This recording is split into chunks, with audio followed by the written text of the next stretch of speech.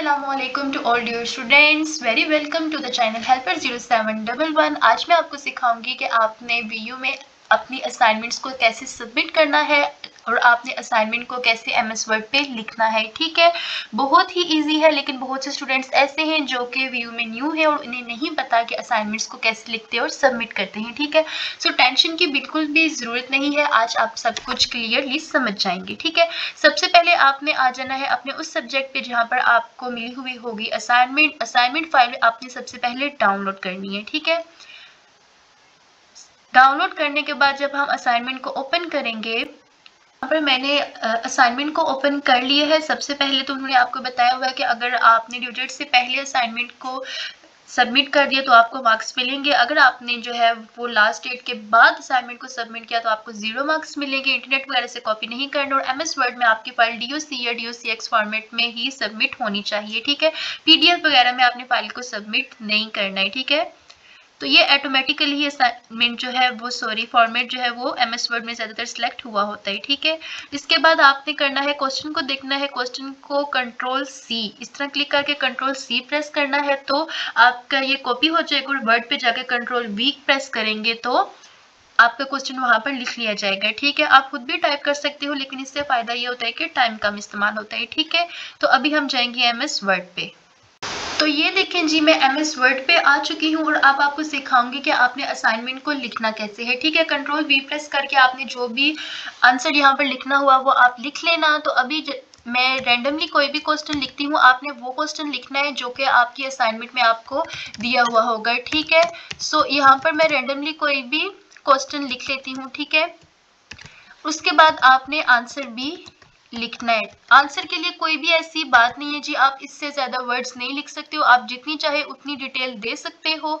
लेकिन एक बात याद रखना है कि जो GDP होते हैं आगे आपके वो भी आएंगे, ग्रेडेड डिसीजन बोर्ड, तो उसमें आपके जो वर्ड्स हैं वो मोर देन 250 वर्ड्स से नहीं होने चाहिए ज्यादा। ठीक है, 250 वर्ड्स तक ही होने चाहिए और असाइनमेंट में ऐसा कुछ भी नहीं होता है, आप अपनी मर्जी से जितनी डिटेल चाहे दे सकते हो। अब यहाँ पर देखें कि जो वर्ड्स हैं वो आपने चूज कौन से करने हैं, टाइम्स न्यू रोमन में। ठीक है, ये याद रखना है, टाइम्स न्यू रोमन में होने चाहिए। ठीक है, आप इस तरीके से सिलेक्ट करके टाइम्स न्यू रोमन में भी कर सकते हो, वैसे भी आप टाइप करने से पहले ही टाइम्स न्यू रोमन यहाँ पे जाके सिलेक्ट कर सकते हो। ठीक है, और साइज जो है वो आपने 12 ही चूज करना होता है, 12 से ज्यादा आप बड़ा साइज नहीं ले सकते हो। हाँ, हेडिंग अगर आपने देनी है तो आप 16 या 18 साइज या 28 तक भी इस्तेमाल कर सकते हो, लेकिन नॉर्मली आपके जो साइज है वो 12 ही होना चाहिए। ठीक है, इसके अलावा अगर आप कलर्स वगैरह देना चाहते हो तो यहाँ से आप अपनी मर्जी का कोई भी कलर चूज कर सकते हो, लेकिन हेडिंग के लिए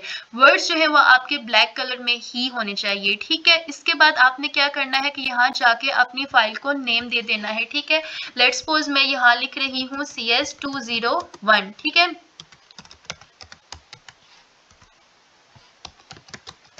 यहाँ पर मैंने असाइनमेंट को नेम दे दिया। जब मैं इसको सेव करूंगी तो ये जो है मेरे लिए हेल्पफुल क्या होगा कि जब मैं इसको LMS अकाउंट पे जाके सबमिट करूंगी तो इसमें मुझे इजीली फाइल मिल जाएगी अपने लैपटॉप के थ्रू। ठीक है, तो ये बेनिफिट होता है फाइल को नेम देने का। ठीक है, सो फाइल मैंने जो है वो सेव कर ली है। अब हम जाएंगे अपने LMS अकाउंट पे और उस फाइल को सबमिट करेंगे। एक और चीज जो मैं आपको बताना चाहूंगी वो है कि अगर लेट्स सपोज आपने कोई सिंबल डालनी है, ठीक है, तो उसके लिए आपने इंसर्ट वाले ऑप्शन पे आना होता है। ठीक है, इंसर्ट पे आके यहाँ पर देख लेना इक्वेशन सिंबल वगैरह लिखा हुआ है, तो अगर कोई भी सिंबल आप मैथ के पेपर में देना चाहते हो तो यहाँ से आप वो भी डाल सकते हो। ठीक है, ये एक छोटी सी शायद कुछ ज्यादा ही छोटी बनी है, मैं इसको थोड़ा बड़ा करके दिखा देती हूँ। ठीक है, और कलर इसका जो है वो ब्लैक ही होना चाहिए।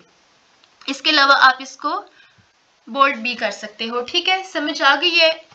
इसके अलावा आई डोंट थिंक सो कुछ भी और बताने की जरूरत है। अगर आपको स्टिल लगता है कि कोई भी क्वेश्चन मजीद चाहिए तो आप कमेंट्स बॉक्स में मुझसे पूछ सकते हैं। ठीक है, अगर कोई और क्वेश्चन हुआ तो। ठीक है, यहाँ से आप पिक्चर्स वगैरह भी, अगर अपनी असाइनमेंट में कोई पिक्चर देना चाहते हो तो वो भी दे सकते हो, अदरवाइज वैसे ज़्यादातर होता है कि ज़रूरत नहीं पड़ती है। और टेबल वगैरह भी आपने अगर एक्सेल वगैरह यूज़ कर रहे हो तो टेबल भी आप सिलेक्ट कर सकते हो। ठीक है, अपनी मर्जी के मुताबिक। तो यहाँ पर आप देख लें कि टेबल भी सिलेक्ट हो गया। अब इसमें जो मर्जी आप चाहे लिख सकते हो। ठीक है, तो ये ज्यादातर मैथ वालों की जरूरत होती है।